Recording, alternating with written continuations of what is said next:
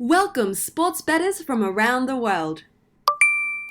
Boom, we are back on a Saturday. It's December 7th. We're talking about Rockets. We're talking about the Suns. The Rockets are back home here in H-Town, and they just come back from that road trip where they went up to Toronto and whipped that ass up there after they got screwed by the refs in San Antonio. I don't want to hear any other bullshit about that. They got screwed in that game. And then you got the Suns. They just took care of business. Now, the Suns had a pretty awful road trip where they got beat by Charlotte, they got beat by the Magic, but they rolled into the Pelicans and they took them to overtime, and then they beat the Pelicans. So here we go. We have two teams that can score a lot of points. The Rockets looks like they are currently a 10-point favorite, 9.5 over at Bookmaker. This is a game that the Rockets need to stop the Suns, get themselves right back on track. Yeah, and I do actually think this will be a game that happens in. The Rockets are a problem for a lot of teams just because of how they can score and they're beasts on the glass too. Mm-hmm. And I mean, if Aaron Baines is out again, which says it looks like he probably is doubtful. What's again wrong with this calf. guy? Is it before it was his hip, right? Now it's his calf. Yeah. Yeah, maybe when you're sort of walking to try to avoid your hip from hurting, you hurt your calf. I don't know. I mean, yeah, he's been a problem. It's a shame because he's played pretty well while he's been there. And it's the other part, just from a personal standpoint. I mean, here's DeAndre Ayton, who's probably coming back soon from the suspension, and they were talking about how this guy is playing so well and how the Suns were playing so well early on. It's like, well, how do you fit Ayton back in? What are they going to do? Well, now it's not really going to be an issue. They could welcome him back, I'm sure. So. But with that being said, he's not there tomorrow. And if Baines is out, I mean, you keep Capella off the glass and you tell me what's going to happen there. I mean, the dude's probably set up to have a monster game. Right. It feels like that's like every game lately, especially rebounding. The guy just rebounds like everything. Yeah, he's a double-double machine. Mm-hmm. And he had a 20-20 game the other night. Obviously Harden will do his thing. And, and you got Westbrook doing his thing. And they're solid, man. I mean, you can make arguments certainly for Phoenix maybe winning the game, but I don't see it. I think the Rockets are going to win this game and they're going to cover it. Frankly, I could see them actually blowing them out. Yeah, I agree. Rockets are 6-1 against the spread in their last 7 games as a home favorite. They also, but these teams put a lot of points up on the board. The over is 12-5 in their last 17 meetings. I agree with you. I mean, 10 points, I get a little weary about that only because the Rockets are known, and this is what happened in the Spurs game. But they've been doing this for years, man, where they'll get up by 20 points, and then they just let the other team get back into it. And the reason is D'Antoni doesn't change nothing. What he does is, guys, we're going to continue to do what we did when we got up 22. We're going to continue to shoot three-pointers. Instead of, in my opinion, slow it down a little bit, slow the game, and squeeze the life out of a team.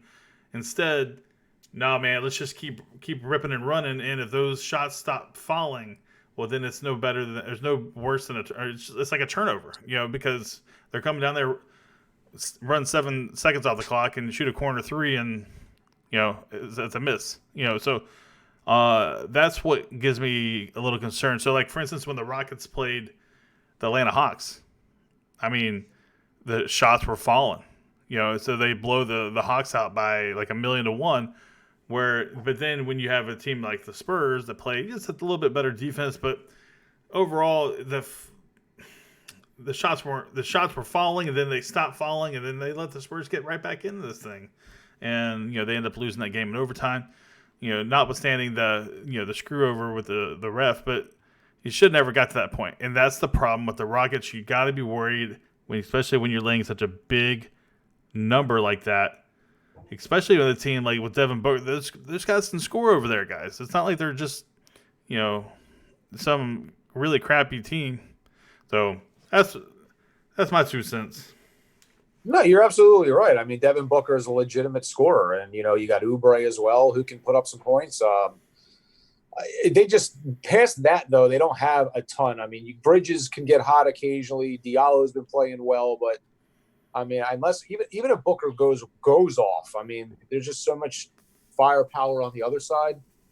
that it's hard for me to, imagine that Phoenix is going to win the game. But I mean, but yes, could you argue that the 10 points? I agree. I mean, Houston has been known to blow some leads. We just watched it happen, like you said with San Antonio. But I'm leaning towards Houston, and I'm actually leaning towards them blowing them out. Yeah, well, I'm going to lean that way too, only because I'm hoping they get their mind right. So they beat the Toronto Raptors. Maybe this thing that happened in San Antonio was something that, was like, all right, we got to get our shit together because we've been losing a lot lately. We're number 5, I think, in the Western Conference. And, right. We got to make some moves because the Lakers, they ain't messing around. They're trying to sweep they're trying to run the table from this point forward. So, absolutely. So I'm going to give me the Rockets to blow out the Suns as well, but I'm a little iffy on it if you can't tell already. I kind of like the over more than anything in this game, even though it's priced at 240 and a half. I don't think that's anything for these two teams to get out there and run. Currently, the money is 60% on the Rockets spread, and currently it looks like 71% of the money is on the over. So something to look at, guys. Guys, guess the exact score of this game. This one's a tough one to guess, but guess the exact score of this game. You win our premium selections for free for a week. Here are the rules. Follow those 3 rules, and you're in. Also, join us at sgdwins.com. You can access the private group that way if you become a member, and also you get all our plays, or you get our premium plays, you get our personal plays, you get our prop plays, you get our live plays, you get the whole thing.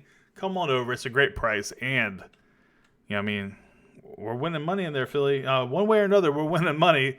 If we're not winning money on the premium side, we're winning on the prop side.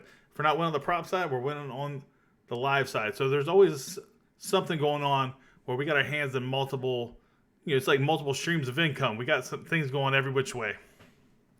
So no doubt. To me, the live betting is priceless.